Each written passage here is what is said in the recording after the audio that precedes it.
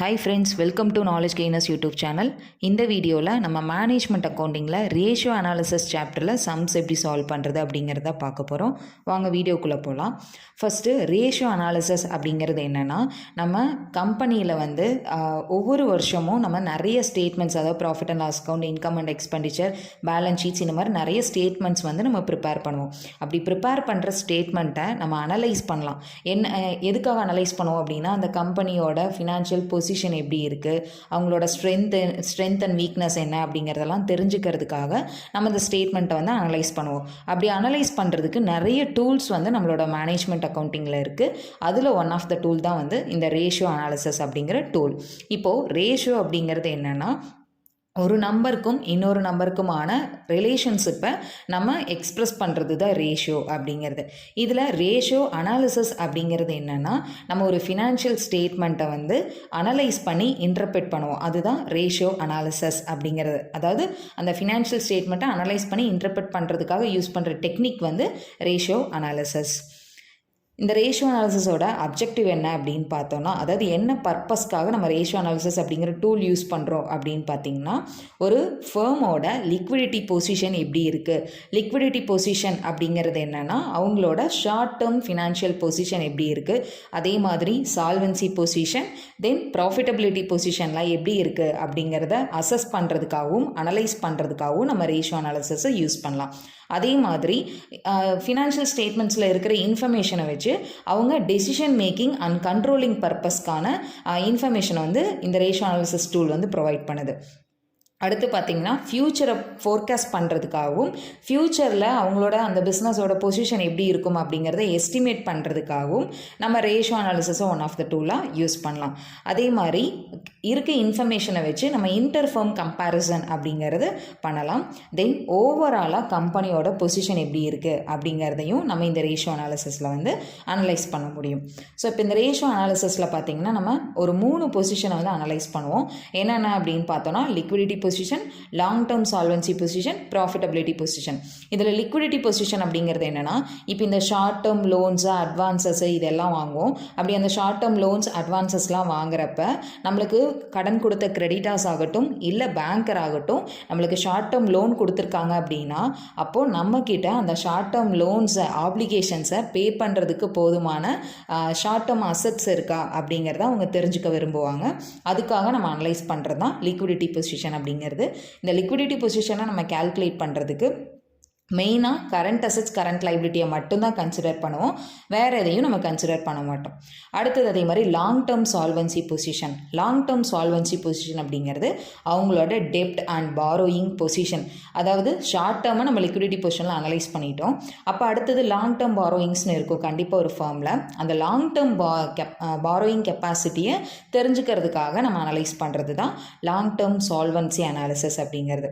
அடுத்தது last one, profitability position.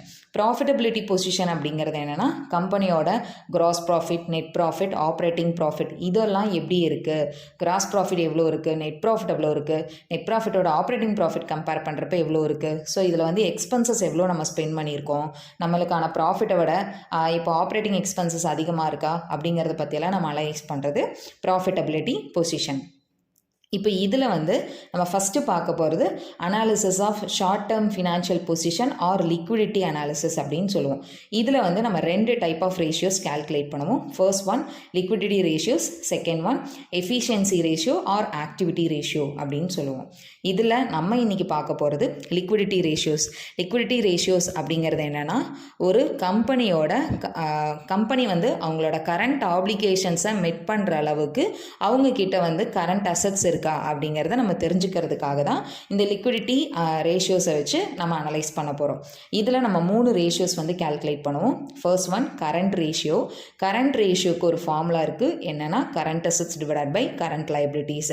Second one liquid ratio, formula liquid assets divided by current liabilities.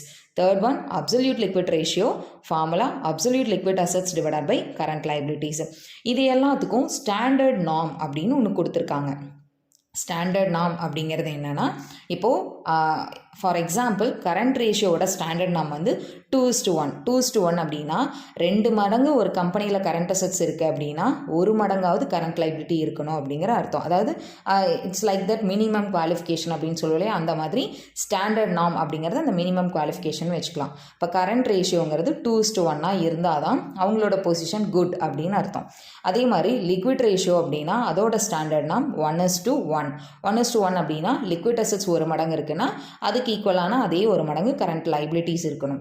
அடுத்தது absolute liquid ரேஷியோட standard நாம் 0.5:1. அதாவது absolute liquid asset 0.5 இருந்தது அப்படின்னா current liabilities at least 1ஆவது இருக்கணும். இந்த ஸ்டாண்டர்ட் நாம் இதே அளவு இல்லை இதுக்கு ஈக்குவலாக இல்லை இதை விட அபவாக இருந்துச்சு அப்படின்னா நம்மளுக்கு எந்த இஷ்யூஸும் இல்லை. இதை விட கம்மியாக இருக்குது அப்படின்னா அப்போ வந்து அந்த கம்பெனி அவங்களோட லிக்விடிட்டி பொசிஷனை இம்ப்ரூவ் பண்ணுறதுக்கு தேவையான ஸ்டெப்ஸ் எல்லாம் ஃபாலோ பண்ணணும். ஸோ இப்போ வந்து நம்ம இதில் சம்ஸ் எப்படி சால்வ் பண்ணுறது அப்படிங்கிறத பார்க்கலாம். நம்ம இன்றைக்கி பார்க்க போகிற சம்ஸ் எல்லாமே நம்மளோட மேனேஜ்மெண்ட் அக்கௌண்டிங் குப்தா புக்கில் இருக்கிற சர்மா அண்ட் குப்தா புக்கில் இருக்கிற சம்ஸ் எப்படி சால்வ் பண்ணுறது, அதுவும் மெயினாக லிக்விடிட்டி ரேஷியோஸ் ரிலவெண்ட்டான சம்ஸை தான் நம்ம பார்க்க போகிறோம். First sum, exercise first sum. Following is the extract from balance sheet of X company as on 31/3/2021. Equity and liability. அதே மாதிரி அசட்ஸில் பார்த்தீங்கன்னா நான் current asset, intangible assets, current assets கொடுத்துருக்காங்க. இப்போ என்ன கால்குலேட் பண்ண சொல்லியிருக்காங்க அப்படின்னா calculate current ratio, liquid ratio, absolute liquid ratio கேட்டிருக்காங்க. ஓகே, ஃபர்ஸ்ட் வந்து கரண்ட் ரேஷியோக்கான formula current assets divided by current liabilities. இப்போ கரண்ட் அசெட் அப்படிங்கிறது இந்த சம்மில் நம்மளுக்கு பிரச்சனையே இல்லை, ஏன்னா கரண்ட் அசெட் அப்படின்னு கொடுத்துருக்காங்க. அதுக்கு கீழே என்னென்ன அசெட்ஸ்லாம் இருக்கோ அது எல்லாமே கரண்ட் அசெட் தான். கரண்ட் அசெட் அப்படிங்கிறது என்னென்னா நம்ம ஈஸியாக குயிக்காக எதை கேஷாக கன்வெர்ட் பண்ண முடியுமோ அது எல்லாத்தையும் நம்ம கரண்ட் அசெட்ஸ் அப்படின்னு சொல்லுவோம். இப்போ இந்த சம்மில் பார்த்தீங்கன்னா கேஷ் இன் ஹேண்ட் இருக்குது, பேங்க் பேலன்ஸ், அட்வான்சஸ், சன்ட்ரி டேட்டா, ஸ்டாக், இந்த ஐட்டம்ஸ்லாம் கொடுத்துருக்காங்க. அப்போது இதில் வந்து cash in hand 16,000 plus bank balance 20,000, advances 10,000, sundry debtors 49,000, stock வந்து 40,000. இது எல்லாத்தையும் ஆட் பண்ணோம்னா current assets 1,35,000. Next current liability. இந்த கரண்ட் லைபிலிட்டி ஹெட்டுக்கு கீழே என்னென்ன ஐட்டம்லாம் இருக்குது அப்படின்னு பார்த்தீங்கன்னா sundry creditors, bank overdraft, tax payable. அதாவது கரண்ட் லைபிலிட்டி அப்படிங்கிறது எந்த லைபிலிட்டியெல்லாம் நம்ம ஈஸியாக வித்தின் ஷார்ட் பீரியடுக்குள்ளே பே பண்ணணுமோ அதை தான் நம்ம கரண்ட் லைபிலிட்டிஸ் அப்படின்னு சொல்லுவோம். இப்போ இங்கே sundry creditors 50,000 plus bank overdraft 30,000 plus provision for tax, அதாவது டேக்ஸ் பேயபிள் 20,000. இது எல்லாத்தையும் ஆட் பண்ணோம்னா கரண்ட் லைபிலிட்டி 1 lakh. இப்போ நம்ம formula current ratios is equal to current assets divided by current liability. Current asset 1,35,000 இருக்குது, divided by current liability 1 lakh. இப்போ divide பண்ணோம்னா 1.35 times. So இந்த லிக்விடிட்டி ரேஷியோஸை பொறுத்த வரைக்கும் நம்ம டைம்ஸில் தான் வந்து மென்ஷன் பண்ணணும். அடுத்தது வந்து லிக்விட் ரேஷியோ. இந்த லிக்விட் ரேஷியோவை நம்ம குயிக் ரேஷியோன்னு சொல்லலாம், ஆசெட் ரிஸ்க் ரேஷியோ அப்படின்னு சொல்லலாம். அப்போது liquid ratio is equal to liquid assets divided by current liability. இப்போ லிக்விட் அசெட் அப்படிங்கிறது என்னென்னா கரண்ட் அசெட்டில் இருந்து ஸ்டாக்கும் ப்ரீபெய்டு எக்ஸ்பென்சஸையும் லெஸ் பண்ணோம்னா வருது தான் லிக்விட் அசெட்ஸ் அப்படிங்கிறது. அப்போது ஃபார்முலா பார்த்தீங்கன்னா current assets minus stock minus prepaid expenses. Already நம்ம கரண்ட் அசெட்ஸ் வந்து கால்குலேட் பண்ணியிருக்கோம் 1,35,000.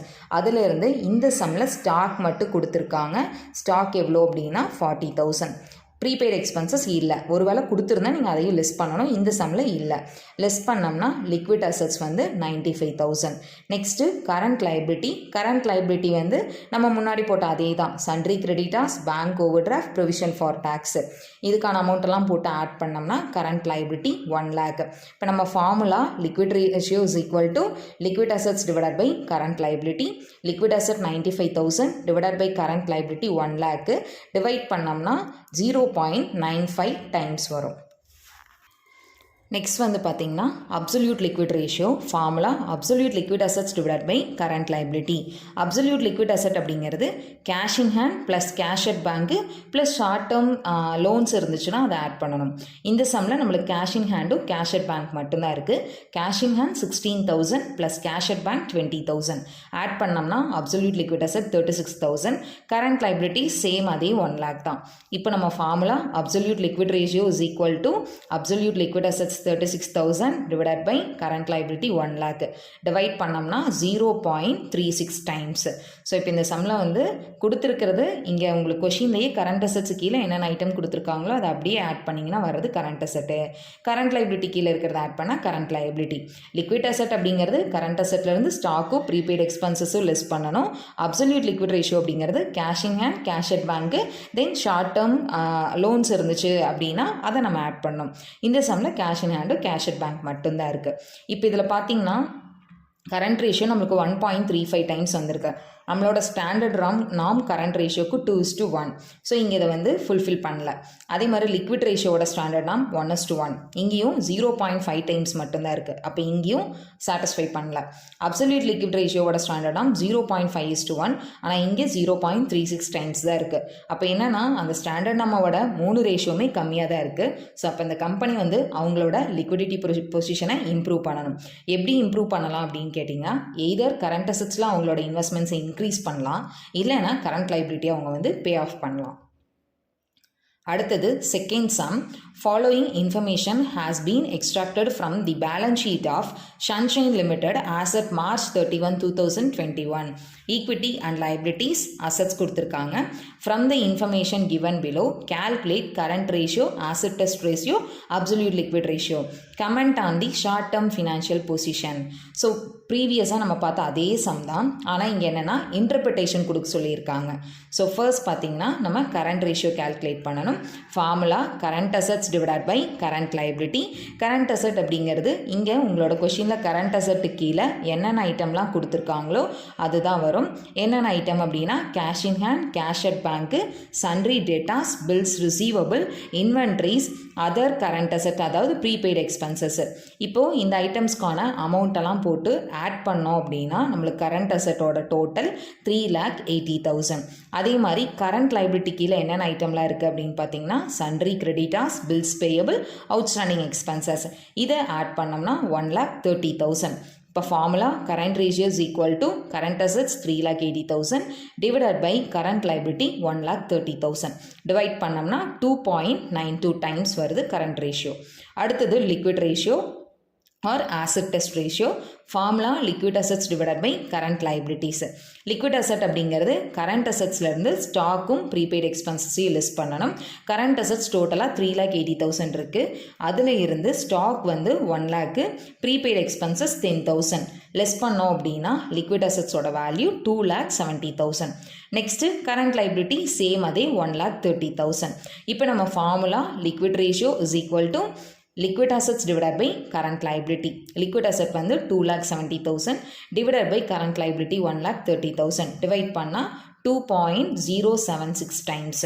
Next, absolute liquid ratio formula absolute liquid assets divided by current liability. Absolute liquid asset அப்படிங்கிறது cash in hand plus cash at bank. cash in hand 25,000, cash at bank 55,000. add பண்ணா 80,000 வரும். இப்போ formula வந்து absolute liquid ratio is equal to absolute liquid assets வந்து 80,000 divided by current liability அதே 1,30,000 divide பண்ணா 0.615 times. இப்போ வந்து இன்டர்பிரிட்டேஷன் கேட்டிருக்காங்க. கரண்ட் ரேஷியோ 2.92 டைம்ஸ் இருக்குது. நம்மளுக்கு ஸ்டாண்டர்ட்னா 2:1. அதே மாதிரி லிக்விட் ரேஷியோ 2.076 டைம்ஸ் இருக்குது. நம்மளுக்கு ஸ்டாண்டர்ட்னா 1:1. அப்சல்யூட் லிக்விட் ரேஷியோ 0.61 டைம்ஸ் இருக்குது. நம்மளுக்கு ஸ்டாண்டர்ட்னா 0.5:1. அப்போ இங்கே எல்லாமே ஸ்டாண்டர்ட் நம்ம விட அபோவாக தான் இருக்குது, அதிகமாக தான் இருக்குது. அவங்க கொடுத்த ஸ்டாண்டர்ட் நம்ம விட அதிகமாக தான் இருக்குது. ஸோ அப்போ இவங்களோட ஷார்ட் டேர்ம் ஃபினான்ஷியல் பொசிஷன் அப்படிங்கிறது நம்மளுக்கு குட், அதாவது சாட்டிஸ்ஃபேக்டரியாக தான் இருக்குது. ஸோ அப்படிங்கிற இன்டர்பிரிட்டேஷனை நீங்கள் வந்து எழுதணும். ஸ்டாண்டர்ட் நாம் வந்து ஒவ்வொரு ரேஷியோக்கு இவ்வளோ, ஆனால் கம்பெனி இவ்வளோ அச்சீவ் பண்ணியிருக்கு அப்படிங்கிறது எழுதிட்டு ஃபைனலாக short term financial position of the concern is quite satisfactory அப்படின்னு நீங்கள் எழுதணும். Third sum, from the following particulars pertaining to the current assets and current liabilities, you are required to comment on the liquidity position of the firm with the help of the accounting ratios. Current liabilities, current assets, sales கொடுத்துருக்காங்க. என்ன கேட்டிருக்காங்கன்னா கொஷினில் liquidity position எப்படி இருக்குது அப்படிங்கிறத மட்டும் நம்மளை கேட்டிருக்காங்க. So அப்போ ஃபர்ஸ்ட் பார்த்தீங்கன்னா லிக்விடிட்டி பொசிஷன் அப்படின்னாலே நம்மளுக்கு தெரியும் current ratio quick ratio absolute liquid ratio மட்டும் நம்ம கால்குலேட் பண்ணால் போதும். ஸோ கரண்ட் ரேஷியோக்கு பார்த்தீங்கன்னா current assets divided by current liability இங்கே 2 வருஷத்துக்கு கொடுத்துருக்காங்க. அப்போ 2 வருஷத்துக்கு நம்ம கால்குலேட் பண்ணணும். அப்போது கரண்ட் ரேஷியோ அப்படிங்கிறது இங்கே கொடுத்துருக்கிற கரண்ட் அசெட் 2019க்கு கொடுத்துருக்க கரண்ட் அசெட்ஸ் எல்லாத்தையும் ஆட் பண்ணி கொடுத்துருக்கிறது எல்லாமே கரண்ட் அசெட் தான். எவ்வளோனா 12,40,000 டிவைடட் பை கரண்ட் லைபிலிட்டி வந்து 2019க்கு 8 lakh டிவைட் பண்ணால் 1.55 டைம்ஸ். அதே மாதிரி 2020க்கு கரண்ட் அசெட்ஸ் ஆட் பண்ணால் 13 lakh, கரண்ட் லைபிலிட்டி வந்து 9,40,000 டிவைட் பண்ணால் 1.38 டைம்ஸ். சேம் அதே மாதிரி quick ratio quick assets divided by current liability. Quick assets அப்படிங்கிறது கரண்ட் அசெட்ஸ்லேருந்து ஸ்டாக்கையும் ப்ரீபெய்ட் எக்ஸ்பென்சஸையும் லிஸ்ட் பண்ணணும். இந்த சம்மில் ஸ்டாக் மட்டும்தான் இருக்குது. இப்போது கரண்ட் அசெட்ஸில் இருந்து ஸ்டாக்கை லிஸ்ட் பண்ணோம்னா 2019க்கு குயிக் அசெட்ஸ் 10,40,000 வரும். இப்போது நம்ம ஃபார்முலாவில் அப்ளை பண்ணால் 10,40,000 டிவைடட் பை 8 lakh போட்டால் 1.30 டைம்ஸ். அதே மாதிரி 2020க்கு கால்குலேட் பண்ணுறப்ப குயிக் அசெட்ஸ் வந்து 8 lakh வரும். 8 lakh டிவைடட் பை 9,40,000 போட்டோம்னா குயிக் ரேஷியோ வந்து 0.85 times. Absolute liquid ratio absolute liquid assets divided by current liability. Absolute liquid asset அப்படிங்கிறது இந்த சம்மில் கேஷ் இன் பேங்க்கும் கேஷ் இன் ஹேண்டையும் கேஷ் அட் பேங்க்கையும் ஆட் பண்ணணும். இப்போது 2019க்கு cash in hand cash at பேங்க்கை ஆட் பண்ணால் 4 lakh. 4 lakh divided by 8 lakh போட்டோம்னா 0.5 டைம்ஸ். அதே மாதிரி 2020க்கு cash at bank cash in hand add பண்ணால் 2 lakh. 2 lakh டிவைடட் பை 9,40,000 போட்டோம்னா 0.21 டைம்ஸ். இதில் என்னென்னா 2 வருஷம் கொடுத்து அந்த 2 வருஷத்தையும் நம்மளை வந்து கம்பேர் பண்ண சொல்லியிருக்காங்க. இப்போ நம்ம பார்த்த சம்ஸ் எல்லாமே பேசிக் சம்ஸ். அதாவது கொஷின்லேயே உங்களுக்கு கரண்ட் அசெட் கரண்ட் லைபிலிட்டி கொடுத்துருப்பாங்க. நம்மளுக்கு என்ன ரேஷியோ ஃபைன் பண்ண சொல்கிறாங்களோ அதை வந்து நம்ம ஃபைன் பண்ணுறோம். அடுத்து வரப்போகிற சம்ஸ்லலாம் நம்மளுக்கு ரேஷியோ கொடுத்துருவாங்க. எய்தர் கரண்ட் அசெட் இல்லாமல் இருக்கும், இல்லை கரண்ட் லைபிலிட்டி இல்லாமல் இருக்கும். அதாவது மிஸ்ஸிங் ஃபிகரை வந்து ஃபைன் பண்ணுற மாதிரி இருக்கும். அடுத்த வீடியோவில் அந்த மாதிரி சம்ஸ் எப்படி சால்வ் பண்ணுறது அப்படிங்கிறத பார்க்கலாம். தேங்க்யூ ஃபார் வாட்சிங் த வீடியோ. உங்களுக்கு ஏதாவது டவுட்ஸ் இருந்தால் நான் டிஸ்கிரிப்ஷனில் டெலகிராம் குரூப்போட லிங்க் கொடுத்துருக்கேன். அதில் ஜாயின் ஆகி உங்களோட டவுட்ஸை கிளாரிஃபை பண்ணிக்கோங்க. தேங்க்யூ ஃபார் வாட்சிங் the video.